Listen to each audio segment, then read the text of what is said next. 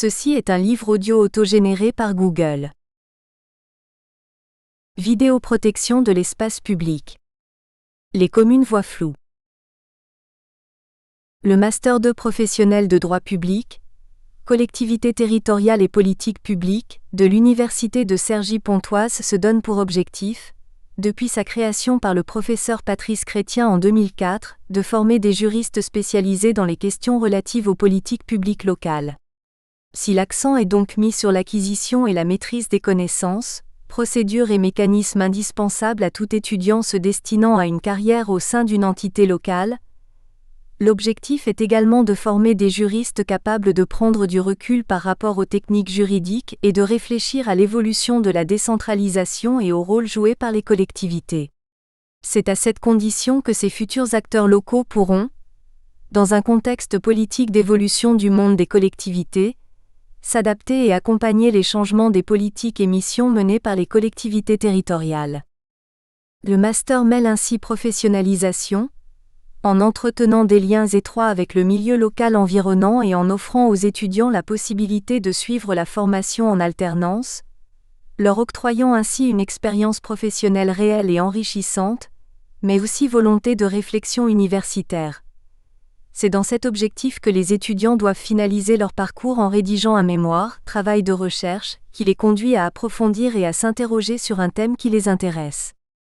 Il était toutefois dommage que le résultat de cette réflexion, portant aussi bien sur des problématiques concrètes, techniques que théoriques, ne soit pas davantage connu, afin que ces travaux, méritants et intéressants, ne restent pas cantonnés dans le monde universitaire et parce que la qualité et l'intérêt de ces études pour les acteurs de la vie locale sont réels en termes d'éclaircissement, de précision, de questionnement, nous avons souhaité que les meilleurs mémoires de fin d'année puissent faire l'objet d'une publication et une diffusion. La volonté de valoriser et de promouvoir ces travaux se trouve ainsi concrétisée par la publication de certains de ces mémoires soutenus durant l'année. Blandine Carpentier. Vidéoprotection de l'espace public. Les communes voient flou. L'Harmattan. Copyright L'Harmattan 2012. 5 à 7 rue de l'École Polytechnique, 75 005 Paris. http://www.librairieharmattan.com. diffusion.harmattan@wanadoo.fr. harmattan@wanadoo.fr. ISBN 978 296 96 587 4. EAN 978 229 965 874. Remerciements. Je tiens à remercier Monsieur André Bell, professeur associé en droit public et directeur de mon mémoire pour n'avoir jamais cessé de croire en mes capacités à rendre ce mémoire en temps et en heure malgré mes nombreux doutes. Je remercie également l'ensemble des professionnels et des élus que j'ai rencontrés lors de ce travail, ainsi que toutes celles et ceux qui m'ont à un moment ou à un autre donné un coup de pouce pour la réalisation de cette étude. Un grand merci à Monsieur Jean-Claude Vitran, membre du Bureau national de la Ligue des droits de l'homme pour sa disponibilité, sa sympathie et son engagement quotidien pour défendre les valeurs de notre démocratie. Enfin, merci à toute l'équipe enseignante et pédagogique du Master, collectivité territoriale et politique publique, de l'Université de Cergy-Pontoise ainsi qu'à l'ensemble de mes camarades de promotion pour cette belle et enrichissante année d'études, où sérieux et bonne humeur ont su se concilier à merveille. Préface. Dans ce mémoire, Blandine Carpentier n'a pas hésité à s'atteler à un sujet d'actualité mais qui reste très sensible, la politique de vidéosurveillance. Elle retrace l'évolution de cette politique qu'il convient maintenant d'appeler vidéoprotection, glissement sémantique qui n'est pas négligeable et qui permet au pouvoir public de légitimer un système qui ainsi se transforme, passant d'une surveillance négative à une protection bienveillante. Ce changement d'appellation va de pair avec le véritable engouement que connaît depuis quelques années l'outil de surveillance de l'espace public par le biais de caméras. De la première loi du 21 janvier 1995 à la récente réforme du 8 février 2011, l'auteur retrace l'évolution et le développement de ce qui est devenu une véritable politique de vidéoprotection et s'interroge sur les raisons et les conséquences de cet essor, et au final, sur la pertinence d'une surveillance qui se généraliserait. Recherchant ainsi les motifs susceptibles d'expliquer cet engouement, assez consensuel d'ailleurs politiquement, elle évoque les facteurs tels que l'augmentation des violences urbaines ou le spectre du terrorisme, mais elle pointe aussi du doigt le rôle notable qu'ont joué les sociétés privées de conseil en sécurité en incitant les communes à s'équiper. Elle n'oublie pas non plus le désengagement de l'État en matière de sécurité, qu'il semble vouloir pallier en incitant lui aussi les collectivités locales à développer leur politique de vidéoprotection. Toutefois, en dépit de ce consensus, Blandine Carpentier pose la question assez peu traitée de manière générale, de l'efficacité de cette multiplication de caméras dans l'espace public. Elle a le mérite, sans pour autant verser dans un pamphlet anti-vidéosurveillance, de démontrer, de manière circonstanciée et argumentée, que cette politique n'aurait pas les conséquences positives affichées en matière de protection des citoyens et de prévention de la délinquance et qu'elle serait surtout d'un coût trop important pour les collectivités. L'auteur propose donc de mieux encadrer l'utilisation des caméras de surveillance, à l'inverse de ce que prônent les dernières réformes qui ont élargi les cadres d'action et assoupli les procédures, et ont ainsi permis le développement de cet instrument de contrôle. De manière plus précise, elle préconise que le déploiement d'un tel système soit précédé au sein de la collectivité d'une véritable étude sur ses objectifs finaux et qu'il soit accompagné d'une évaluation régulière tout au long de sa mise en œuvre, ce qui n'était paradoxalement pour un tel outil quasiment jamais le cas. Elle rappelle en outre qu'un tel système est toujours potentiellement attentatoire à la protection des libertés, et qu'un dialogue permanent avec les administrés doit être maintenu, mais aussi que l'utilisation de cet outil doit se faire avec discernement et parcimonie, en évitant le mythe du risque zéro et l'instrumentalisation de l'élément sécuritaire pour des raisons électoralistes. Mêlant arguments juridiques, facteurs économiques, Blandine Carpentier dresse ainsi un bilan très mitigé de ce qui nous est pourtant très souvent présenté comme l'outil quelque peu miracle en matière de sécurité. Mais sans chercher à remettre en cause cet instrument, elle se veut force de proposition et ouvre des pistes à un usage raisonné et raisonnable, parce qu'encadré et lui-même contrôlé, afin d'éviter que les communes ne voient plus flou mais fassent le point en la matière. Parce qu'il est à la fois un travail universitaire précis et argumenté, mais aussi parce qu'il fait preuve d'un esprit critique et ouvert, susceptible d'apporter un éclairage aux collectivités potentiellement intéressées par l'installation de caméras sur leur territoire, ce mémoire méritait d'être publié. Nelly Ferreira, co-directrice du master. Collectivité territoriale et politique publique. Lexique des principales abréviations. AAI, Autorité administrative indépendante. AN2V, Association nationale de la vidéoprotection. APA, Allocation personnalisée d'autonomie créée par la loi n° 2001-647 du 20 juillet 2001 relative à la prise en charge de la perte d'autonomie des personnes âgées. CAVAM, Communauté d'agglomération de la vallée de Montmorency. CAVF, Communauté d'agglomération de Val-et-Forêt. CGCT, Code général des collectivités territoriales. CISPD, Conseil intercommunal de sécurité et de prévention de la délinquance. CLS, Contrat local de sécurité. CLSPD, Conseil local de sécurité et de prévention de la délinquance. CNIL, Commission nationale de l'informatique et des libertés. CRC, Chambre régionale des comptes. CSU, Centre de supervision urbain. DDHC, Déclaration des droits de l'homme et du citoyen. EPCI, Établissement public de coopération intercommunale. FFIE, Fédération française des entreprises de génie électrique et énergétique. FIPD, Fonds interministériel de prévention de la délinquance. IGA, Inspection générale de l'administration. LDH, Ligue des droits de l'homme. LOPSI, Loi d'orientation et de programmation pour la performance de la sécurité intérieure adoptée le 14 mars 2011. LOPS, Loi d'orientation et de programmation pour la sécurité adoptée le 21 janvier 1995. RFID, de l'anglais Radio Frequency Identification. RGPP, Révision générale des politiques publiques. RSA, Revenu de solidarité active créé en décembre 2008 pour remplacer le revenu minimum d'insertion. Introduction. Celui qui est soumis à un champ de visibilité et qui le sait, reprend à son compte les contraintes du pouvoir, il les fait jouer. Spontanément sur lui-même, il devient le principe de son propre assujettissement. Michel Foucault. Surveiller et punir, 1975. Cette phrase est tirée du chapitre 3 de Surveiller et punir dans lequel Michel Foucault revient sur le concept architectural du panoptique imaginé par le philosophe Jeremy Bentham à la fin du XVIIIe siècle. Le principe panoptique a vocation à être utilisé dès lors que des établissements réunissent des hommes qui spontanément n'effectuent pas ce que l'on attend d'eux, et qui ont donc besoin d'être surveillés continuellement. L'idée est simple. Depuis une tour centrale, percée de larges fenêtres, le surveillant observe l'ensemble des prisonniers, malades ou fous, enfermés dans des cellules individuelles sans que ces derniers puissent savoir s'ils sont effectivement observés. Le surveillant peut donc tout voir sans être vu.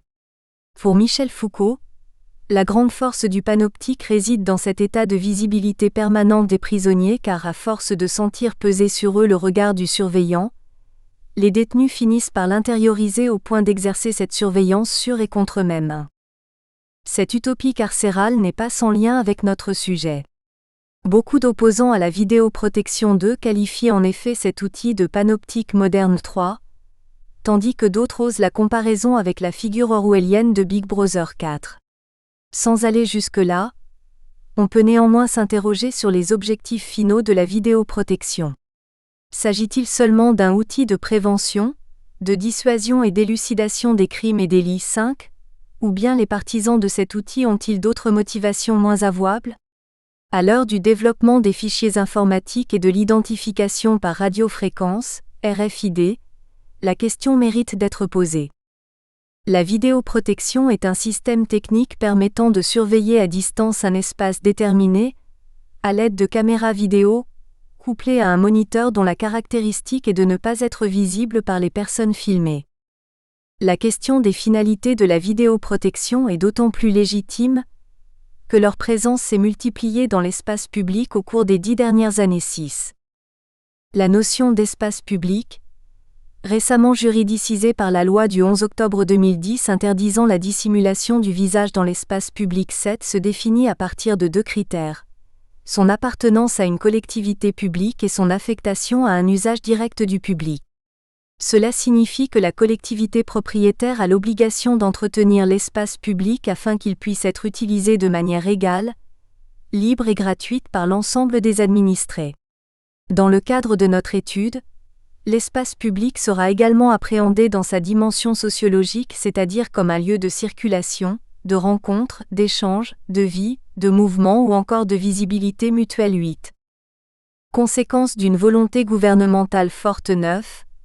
Entre les années 2007 et 2010, le nombre de caméras dans l'espace public a considérablement augmenté passant de 20 à 35 000. Et cette croissance est loin d'être terminée si l'on en croit les propos de l'actuel ministre de l'Intérieur, M. Claude Guéant, qui souhaite voir fleurir 10 000 caméras supplémentaires dans nos rues d'ici fin 2011. La France compterait alors 45 000 caméras, dont plus de 1 300 rien que pour la ville de Paris. En dépit de cette augmentation globale de près de 30%, nous sommes encore loin de l'objectif des 60 000 caméras prévues initialement par le Plan national d'équipement en vidéoprotection lancé à l'automne 2007 par Michel Alliot-Marie, alors ministre de l'Intérieur sur les instructions du président de la République 10. À partir des années 2006 à 2007, l'État devient en effet un acteur majeur du développement de la vidéoprotection. Pas au sens propre du terme puisque la mise en place de caméras sur la voie publique ne constitue pas l'une de ses prérogatives, même si sur cette question la loi manque de précision, mais un acteur au sens où l'État encourage les autorités publiques compétentes, donc, en majorité les communes, à se doter d'un tel dispositif 11. Prenant conscience de l'importance de la vidéoprotection pour l'efficacité de sa politique de sécurité, l'État devient facilitateur. Pour ce faire, il assouplit progressivement le cadre juridique de 1995 en associant toujours davantage les acteurs privés de la sécurité. N'y a-t-il pas un danger pour le respect des libertés publiques ? Ces incitations sont également financières via les subventions du Fonds interministériel de prévention de la délinquance, FIPD, issues pour partie du produit des amendes forfaitaires de la police et de la circulation. Ne s'agit-il pas d'un paradoxe illustrant les relations ambiguës que l'État entretient avec les collectivités territoriales ? En effet, comment expliquer qu'une partie du montant des amendes forfaitaires, dotation qui revient normalement exclusivement aux communes, soit prélevée par l'État pour alimenter son FIPD et financer ainsi des politiques publiques qu'il ambitionne 12 ? Les élus locaux sont aussi responsables de l'expansion de la vidéoprotection, car ce sont eux qui décident de la mise en place d'un tel dispositif sur leur territoire. Malgré les fortes incitations de l'État, le déploiement d'un système de vidéoprotection demeure en effet encore facultatif. Entre 1999 et 2006, les communes qui filment la voie publique sont passées de 60 à plus de 600, soit une augmentation de 1000% 13. Contrairement à ce que l'on pourrait penser, le boom de la vidéoprotection est apolitique. Il touche aussi bien les communes de droite que les communes de gauche, les grandes villes de plus de 100 000 habitants que certains petits villages ruraux, à l'image de Pontrévar dans les Yvelines qui compte 500 habitants 14. Plusieurs villes socialistes telles que Lyon, Dijon, Clichy, Saint-Herblain ou plus proche de nous la ville de Cergy ont ainsi fait le choix de la caméra. D'autres l'ont fait mais en concentrant leurs efforts sur des lieux stratégiques. République, la contribution de l'État au développement de la vidéoprotection, 13 juillet 2010, 33 pages. C'est le cas de Martine Aubry, la maire de Lille, qui a choisi d'installer des caméras dans les seuls lieux clos, les transports et pour protéger les abords des bâtiments publics 15. Les départements et les régions ne sont pas en reste puisqu'ils contribuent financièrement à l'installation des dispositifs de vidéoprotection, par le biais de subventions. Les établissements publics de coopération intercommunale, EPCI, non plus puisque, depuis 2007, l'article L521A60 du Code général des collectivités territoriales permet une gestion intercommunale de la vidéoprotection. Et quelle place accorder aux entreprises privées spécialisées dans les technologies de sécurité ? Quel rôle les experts privés de la sécurité urbaine jouent-ils dans la décision des maires d'équiper leur commune en vidéoprotection ? Enfin, si la vidéoprotection interroge le citoyen usager de l'espace public, elle interroge aussi le citoyen contribuable. Le dernier rapport de la Cour des comptes, paru en juillet 2011, dénonce un dispositif onéreux dénué d'évaluation. Certaines études étrangères remettent par ailleurs en cause l'efficacité supposée des caméras dans la lutte contre la délinquance. Dès lors, pourquoi les communes cherchent-elles absolument à s'équiper en caméras de vidéoprotection, et quels sont les principaux écueils que recèle le déploiement d'un tel système ? Dans un premier temps, il s'agira de se pencher sur le phénomène de montée en puissance de la vidéoprotection au niveau local, d'essayer d'en comprendre les raisons et d'en étudier le cadre juridique. Le deuxième temps de notre étude sera consacré à une analyse plus pratique de l'outil vidéoprotection. Dans cette partie, nous essayerons de dégager les principales limites de cette technologie et la manière dont les collectivités tentent d'y faire face dans la pratique. L'analyse de ce sujet d'étude s'est heurtée à des difficultés d'accès à l'information.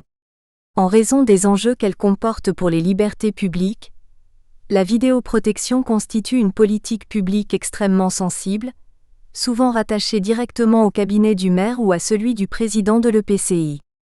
Les informations qui en émanent sont donc lacunaires voire déformées par souci de communication. Les élus locaux cherchent en effet à vanter les mérites d'un outil particulièrement coûteux pour les contribuables. En revanche, dès qu'il s'est agi d'avoir accès aux études préalables, diagnostics de sécurité ou autres bilans financiers, peu de collectivités ont accepté de jouer la carte de la transparence. Quant aux renseignements fournis par les opposants à la vidéoprotection, il a également fallu les analyser avec recul, parce que d'une part, ces derniers ne réussissent pas toujours à avoir accès aux documents des collectivités territoriales, et d'autre part car les montants qu'ils avancent sont parfois excessifs. Cette réticence des communes à rendre publics leurs documents de travail n'est toutefois pas inintéressante car elle illustre l'ambiguïté même de la vidéoprotection, qui est au cœur de la problématique, à savoir, pourquoi les collectivités territoriales dissimulent-elles autant leurs données si les caméras sont un outil efficace dans la lutte contre la délinquance? Foucault Michel, Bentham Jérémy, Barou Jean-Pierre, Perrault Michel, Le Panoptique ou L'œil du pouvoir, Paris Editions de la Villette, 2005 192 p. 2. Le terme de vidéoprotection a officiellement remplacé celui de vidéosurveillance avec l'adoption de la Loi d'orientation et de programmation pour la performance de la sécurité intérieure, du 14 mars 2011. 3. Le panoptique moderne ou la société des contrôlés contrôleurs. Sites idées de Mars, http://www.idedemars.com 28/4/2011. 4. Le Dauphiné libéré, le 11 octobre 2005. 5. Vidéoprotection. Protéger nos concitoyens, extrait de l'intervention du ministre de l'Intérieur Brice Hortefeux devant la commission des lois du Sénat, Bulletin des élus locaux, 1er avril 2010. 6. Les systèmes de caméras ne sont pas les seuls dispositifs sécuritaires à être en augmentation depuis ces dernières années en France. Les couvre-feux, les gates communities et alarmes privées le sont également. 7. BUIXUAN Olivia, l'espace public, l'émergence d'une nouvelle catégorie juridique. RFDA 2011, page 551. 8. Veille Sylvie, l'espace public, approche juridique historique, sociale, culturelle. Site Certu, http://voirie-pour-tout.développement-durable.gouv.fr, le 20.08.2011. Peut-être faire référence aussi à l'article publié dans l'avant-dernier ou le dernier RFDA sur l'espace public, de Olivia Buiran. 9. Voir notamment l'allocution de Michèle Alliot-Marie, ancienne ministre de l'Intérieur lors de l'installation de la Commission nationale de la vidéosurveillance le 9 novembre 2007. 10. Lettre de mission de M. Nicolas Sarkozy, président de la République, à Mme Michèle Alliot-Marie, ministre de l'Intérieur, de l'Outre-mer et des collectivités territoriales, sur ses priorités en matière de sécurité publique et d'administration territoriale, le 30 juillet 2007. 11. Rapport d'information numéro 2728, déposé par la Commission des lois constitutionnelles, de la législation et de l'administration générale de la 12. Ibidem. 13. Heilmann Eric, la vidéosurveillance, un mirage technologique et politique, in Mukieli Laurent Dir, la frénésie sécuritaire, page 113 à 124. 14. Le Goff, T, les maires, nouveau patron de la sécurité, Rennes, Pur, 2008, 195 p. 15. Où sont les 4500 caméras lilloises? Site vidéoprotection.overblog.com, http://www.videoprotection.over-blog.com, 02 05 2011. Première partie, la montée en puissance de la vidéoprotection au niveau local. Jusqu'à la fin des années 1990, les collectivités territoriales ne s'intéressent pas ou peu à la vidéoprotection. L'État non plus d'ailleurs. Seule une soixantaine de communes ont recours à ce dispositif pour surveiller la voie publique.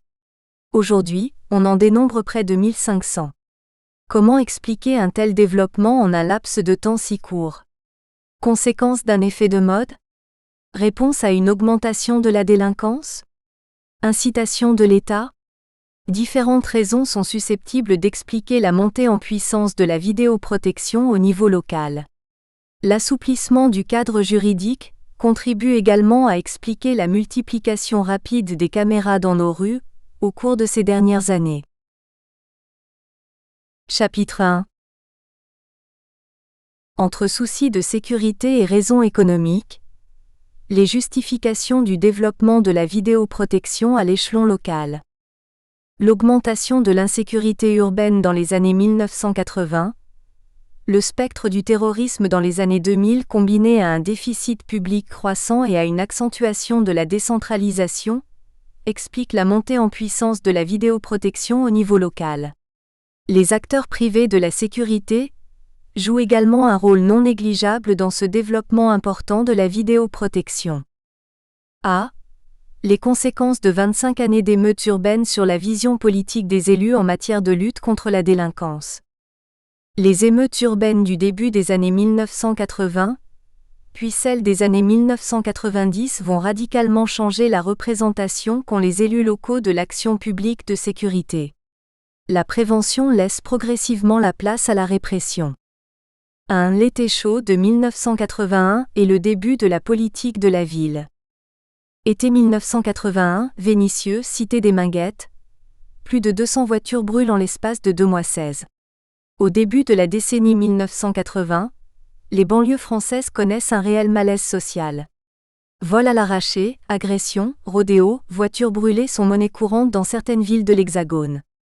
Il n'y a qu'à lire les articles de la presse régionale de l'époque pour se convaincre de l'existence de cette réalité. Ainsi en est-il de cet article du Progrès datant de mai 1980, qui, pour évoquer les violences du quartier Olivier de Serres à Villeurbanne, parle de jeunes révoltés qui n'hésitent plus à s'attaquer aux forces de l'ordre 17. Les raisons de ce malaise sont multiples et liées les unes aux autres. Il s'agit d'abord d'un problème d'urbanisme. Les grands ensembles HLM construits dans l'urgence de l'après-guerre pour remédier à la pénurie de logements ne se révèlent pas être à la hauteur des effets escomptés. Dans les programmes ZUP, zones à urbaniser en priorité par exemple, les équipements collectifs sont trop souvent oubliés alors qu'ils figurent pourtant sur les plans initiaux des architectes. Ainsi, à la Grapinière, quartier de Vaux-en-Velin construit dans les années 1960, les espaces verts sont aménagés plus de 10 ans après la livraison des premiers bâtiments. Un autre facteur explicatif est la concentration dans un même espace de personnes en difficulté sociale et financière. Enfin, il ne faut pas oublier la dimension ethnique présente dans ces violences urbaines. Le professeur Michel Zancarini-Fournel défend la thèse selon laquelle les premières rébellions urbaines de l'agglomération lyonnaise dans les années 1970 portent les traces de la guerre d'Algérie. Pour cette historienne, la violence que manifestent alors les jeunes immigrés serait un moyen d'affirmer leur identité virile. Quelles que soient les raisons de ces émeutes urbaines, elles ont pour conséquence de révéler aux yeux des dirigeants politiques le malaise social et la faillite des services publics, écoles, formation, culture, logement, dont souffrent de très nombreuses banlieues françaises. À partir de cet été chaud, des Minguettes émergent de nouvelles formes d'intervention de l'État dans l'espace urbain. C'est la naissance de la politique de la ville, politique transversale et partenariale impliquant fortement les collectivités territoriales. À la suite des rapports, Schwartz 1981, Bonne-Maison 1982 et Dubedou 1983, l'État souhaite avoir une approche globale des différents problèmes sociaux en ayant une vision non pas catégorielle, un élu pour le logement, un élu pour la culture, mais territoriale. Sur chacun des quartiers, les institutions s'adaptent à la situation et offrent un service inégalement positif. 18. De nouveaux dispositifs partenariaux voient le jour, tels que les zones d'éducation prioritaire, les missions locales pour l'insertion sociale et professionnelle des jeunes en difficulté, les conseils communaux de prévention de la délinquance, CCPD, etc. À l'époque, en matière de politique de sécurité, la plupart des élus... Nous espérons que vous avez apprécié cet aperçu. Pour continuer à écouter ce livre audio sur Google Play Livres, utilisez le lien dans la description de la vidéo.